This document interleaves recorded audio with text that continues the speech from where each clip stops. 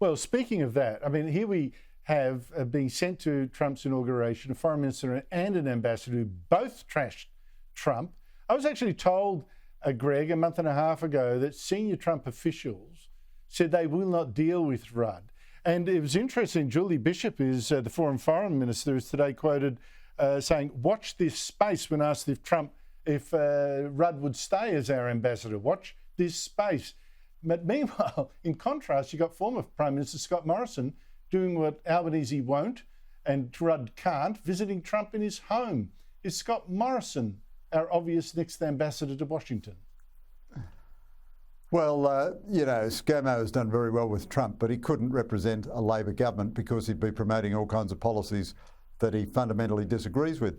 So I'm a bit of a contrarian conservative on Rudd. I think Rudd has done a brilliant job as ambassador, and it's yet to be seen whether Trump will deal with him or not. I think Rudd and the other Labor figures were very undisciplined in their remarks about Trump.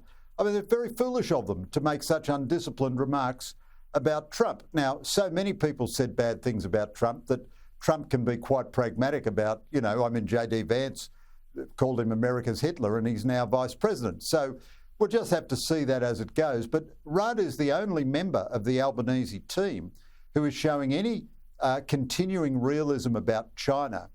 And Rudd has made a huge effort to get to know senior Republicans, and he's the only member of the Albanese team doing anything of that. I mean, I think it's proper that our foreign minister should go to the inauguration, but there's still no plan for Albanese to meet Trump. It'll be a very weird meeting. Albanese maintained his sense of humour by saying he's likely to get on better with Trump than Peter Dutton would. Well, you know, that's just kind of screamingly hilarious. It's just everything this government says in foreign affairs and defence, it just bears no relation to reality anymore. I mean, Albanese didn't offer us any rationale on why, you know, Albanese only a couple of years ago when he was a senior shadow minister said Trump scared him shitless, if I can use such coarse language on a family program like this.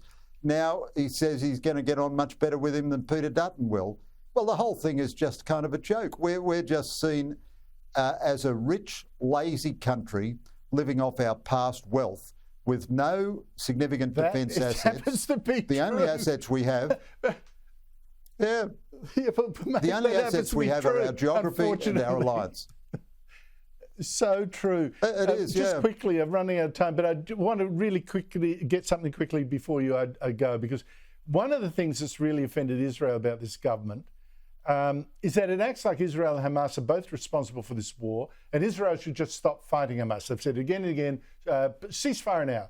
What I've seen almost no one report is an amazing announcement on the weekend by Fatah, which is the ruling party of Palestinian President Mahmoud Abbas over in the West Bank, blaming Hamas for the disaster of this war. It said Hamas is now attempting to stir security chaos in the West Bank, and there's been fighting there, of course, with Fatah, thereby continuing its policy that brought disaster upon the Palestinian people. We will not allow Hamas, which gambled with the interests and resources of the Palestinian people for Iran's benefit and caused the destruction of Gaza, to repeat its ventures in the West Bank. Now, here is a leading Palestinian group blaming Hamas and Iran for the war and not the Jews, not Israel. This is a massive shift, but where's the reporting?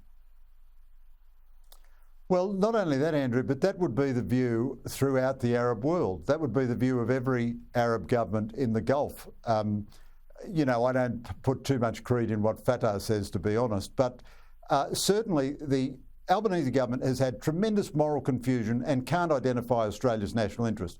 We have a tremendous national interest in degrading Iran's web of power and influence throughout the Middle East.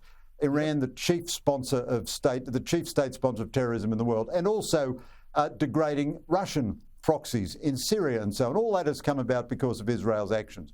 The death in Gaza is a tragedy, but there could have been a ceasefire any time in the last 12 months if Hamas released the hostages. Why hasn't the Albanese government directed its moral outrage at that? And then in that utterly fatuous speech of Penny Wong, where she compared Israel to Russia and China, because they're both, you know, they've all been noticed by the international criminal court, as though those United Nations playthings, which the United States sensibly won't have anything to do with, represent the rule of law instead of the rule of gross third world dictatorship politics, which is what dominates the UN.